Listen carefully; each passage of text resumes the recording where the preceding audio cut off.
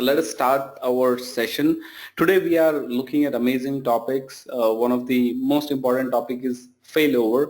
In our last session we have seen the switchover, and remember we have also seen how smoothly the client was able to continue to interact with the database, and in the back end we were performing switchover from one database to the another database, right? So this happens in real time as well. uh, and failover is a situation where, so guys, let me share my screen. Okay, so we'll start off with failover, and as we all know what is failover, it's pretty simple. The primary is not accessible. Okay, so we have primary and standby. In our earlier session we performed the switchover, right? This is primary and this is standby, correct? So we transferred or transitioned or changed or switched roles between the databases while the client which was connected to our data guard setup continued to access the database. Of course, during the switchover until the standby becomes primary, there will be a small hold, but at least the client is waiting, because there is a difference between client waiting and client getting disconnected.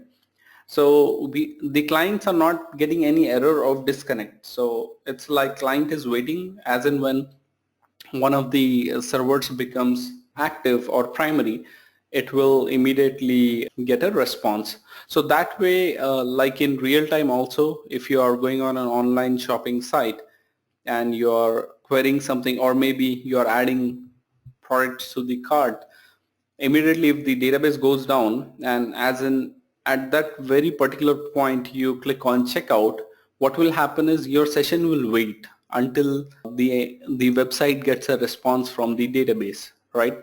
So that brief moment is more important for a business, that the user is waiting is better than the user getting completely disconnected from the database. So in this case this is perfect, like switchovers. So the biggest question is why switchover? The switchover is an activity where you are validating your setup, whether my physical standby setup is healthy, so that in the event of a failover or complete primary server crash, I can immediately bring up standby. So I repeat, a switchover is an activity where you validate whether your physical standby setup is perfectly fine, so that in case when primary server crashes, you are able to depend on the standby server, right? So Satish, I'm not sure, you were mentioning that you had some issues with your server, the physical standby recently. So I'm not sure how frequently did you try to perform the switchovers, or when was the last time you performed the switchover? No, the switchover was not at all possible because there were some parameters which were need to be set, one thing. Second thing, when the switchover when the switchover is done, the file system should have sufficient space for the archive log that will be generated, which we never had. Third point is that we never knew when the primary went down, we never knew if all the archives have been shipped to the standby and got applied. So we never tried it first of all. Right.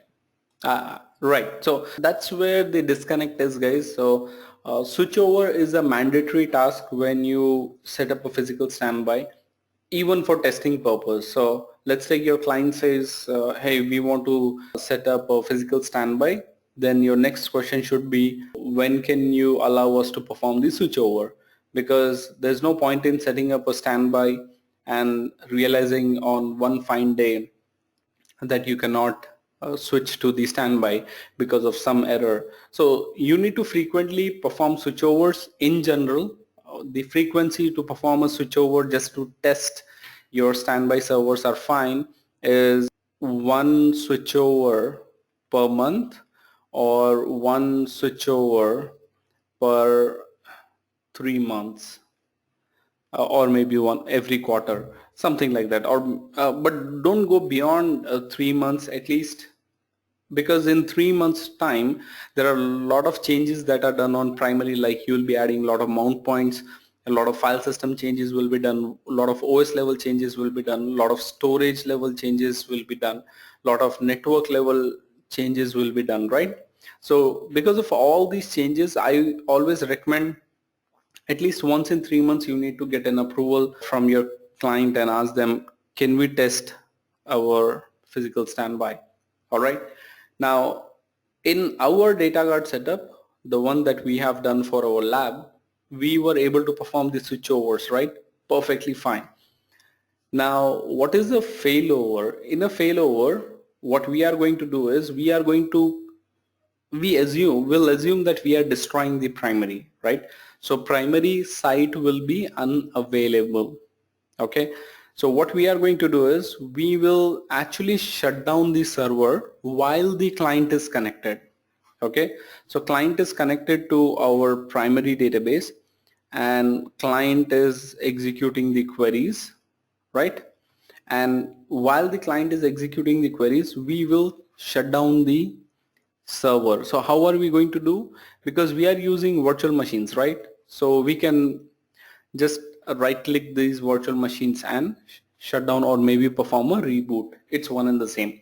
So if we are performing a reboot of the server, what happens? The database on this server is unavailable. The listener on the server is unavailable. So what happens at this stage? If the client is issuing the query, the client session will go on wait. Like how when you perform a switchover, client session used to wait until the standby becomes primary, right? So the same way in failover, the client session will wait because there is no primary available. The primary server is down because we had rebooted or switched off the server, anything, or we even killed the pmon. So technically the primary is unavailable. So what we have to do is at this stage, we bring up the standby server, okay, and we convert this standby server into primary. And then this wait will be gone as soon as we convert the standby into primary, and this client will continue to query from the new primary. Okay, at this stage there are two things that you need to remember, which is most important for a DBA. So what are those two things? Because failover is a little different than switchover. So guys, this is earlier primary, this is standby, and the primary is crashed, standby is converted into new primary, right? And this standby database is continuing on the timeline to accept the client connections or client queries, correct? Because it has become the new primary. The question becomes, what do we do with this crashed primary, the main primary? So there are two ways to rebuild this primary server. What are those two ways? The first way is, see, now this is your primary server, okay? Forget about that it was earlier standby and all. Just consider this as a primary server. So what you are doing is you are creating a standby server for a primary server. So how you configure a normal standby, or how do you create a physical standby? You just perform those steps and you build this server. All right. So configure physical standby normal steps. Like in the first place, see, this was a primary server, right? So I'll draw it separately. So we have a primary server. So when I told you like we are going to configure the physical standby, we followed some steps and we configured a physical standby, right? Now what you need to do is, because this is the new primary, you just need to follow the same steps that you followed for the first time configuration of standby and perform it in this direction, because this crashed primary is going to become your standby, right? Because this is acting as primary. So this is one method. The second method to rebuild the primary is flashback. Remember guys, I mentioned like you need to enable the flashback on primary and standby, and I will talk about it in the failover topic. Now is the time. So what you can do on primary is, or the crashed primary is, you can start the server, you bring up the server, and then you flash back the database. And till where will you flash back the database? That's a big question, right? So what happens is on this primary, whenever you convert or switch the roles like standby to primary or primary to standby, the SCN numbers are recorded under $V database. Okay, so whenever you convert from standby to primary, the SCN number at which the database role was changed, it is recorded under $V database. So what we are going to do is on primary, we are flashing back the database to the point when this standby became primary, right? And from that point of time, what happens is once the flashback is done, the redo log files from this primary will flow in this direction. So all these user queries or the redo data that was generated after this standby was converted into primary, it will flow one by one in this direction and it will be applied on this standby, and after some time this crashed primary, which is now a standby, will be in this configuration. So this is your primary, this is your standby. So once the standby has all the logs applied and both this standby and this primary are in sync, then you can perform a switchover just in case to get the original configuration. So this will become your primary and this becomes your standby. So guys, whenever there is a failover, this is a typical situation. The easiest method is the flashback. Trust me, there are only two commands to rebuild the entire standby. Otherwise, if flashback is not enabled, this is something I recommend. And if you do not build the flashback, then what you need to do is how you configure a normal standby database.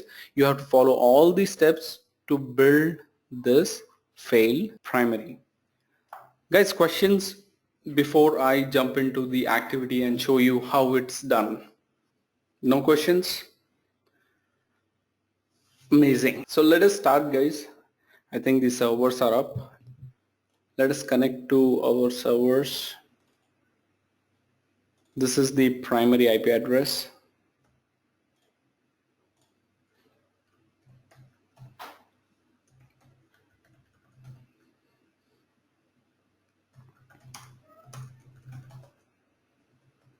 Okay, let me bring up the listeners.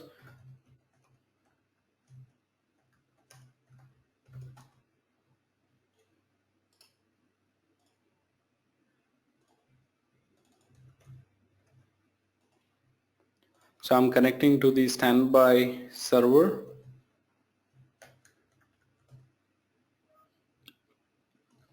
And now you will learn how to start up the data guard or physical standby system, which we have already seen. lsnrctl start listener. You need to make sure the listeners are up and running, otherwise your data guard setup will throw errors, right? Now on the primary, let me start the database.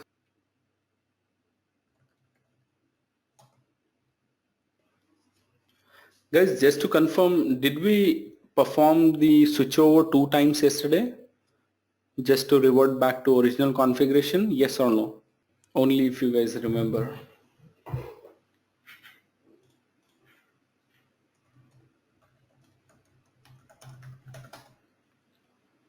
Okay, so we are connecting to the standby server. So you need to mount the database.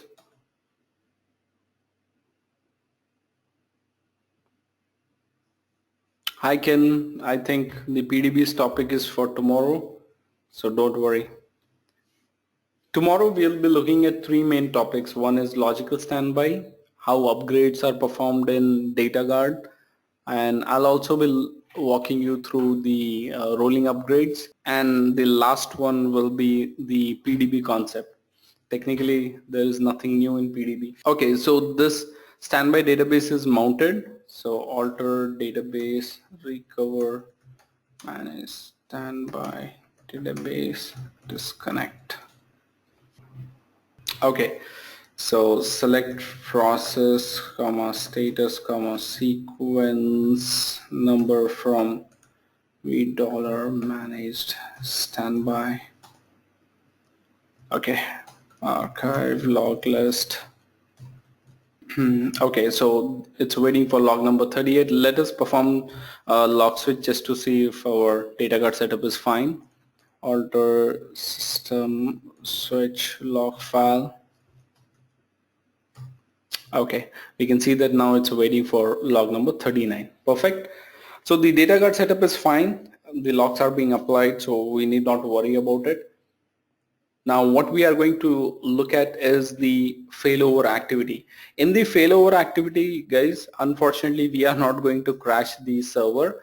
So what I would do is I would connect the client to the primary server, and while this database is up and running, we will shut down this virtual machine or the server. So that technically sounds like server is unavailable, right? Or we assume that server has been crashed. So let us connect to the client. This is the client from my Windows machine. So I am going to connect to SQL Plus. By the way, how do we increase the size? Font. Okay, SQL Plus sys@test as sysdba. That's the database connection name. Okay, so we are on this terminal, right? So this terminal will be using to query the database. So select name, open mode, db unique name. This is more important for us, and database role from $, database. All right. So this client will always be on until unless we perform all our activities, and we pretend that this client is unaware of what is happening in the backend with the servers, right? So currently we are connected to the test server. That's our real primary database.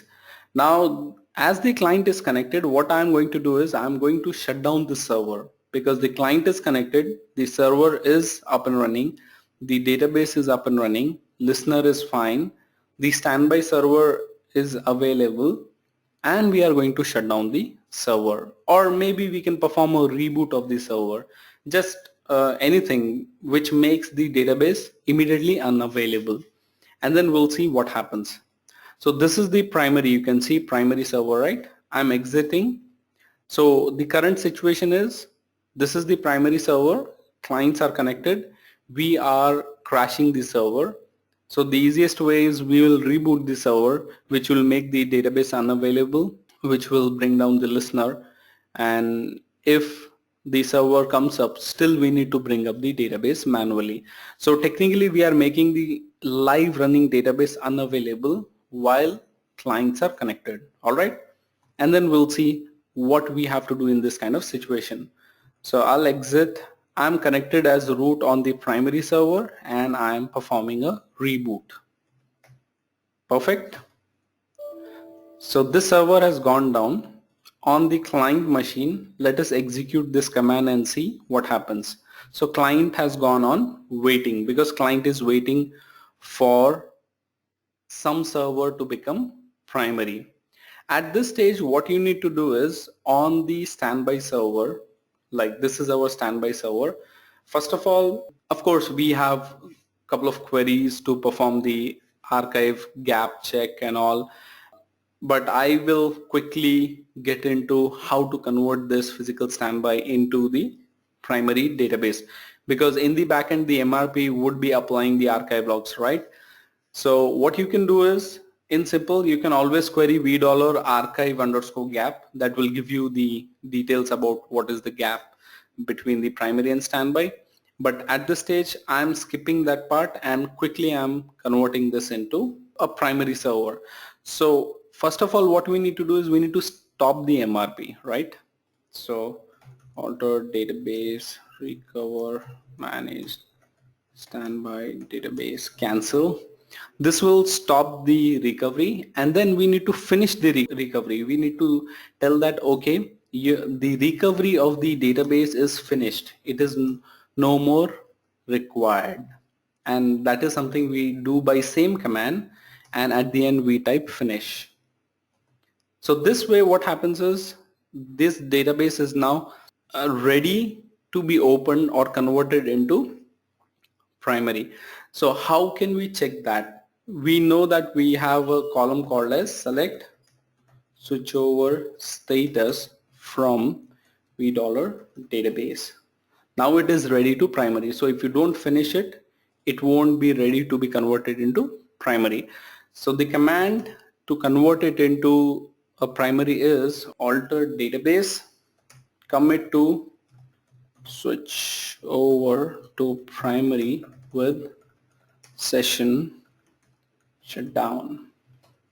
That's the normal command, and then alter database open. We need to open the database. At this stage, if you see this client which is waiting, client will get the result from this new test underscore s database. So you can see client is still on hold. Now the client will get the answer. Can you see? Okay, so earlier client was getting response from our original primary server. Now the client is getting the results from the test underscore s server. So as I mentioned guys, failover will only happen for the select queries. As of now, there is no technology that will perform failover for your insert, update, deletes, because they need constant access to the same database instance where you are performing the transaction, right?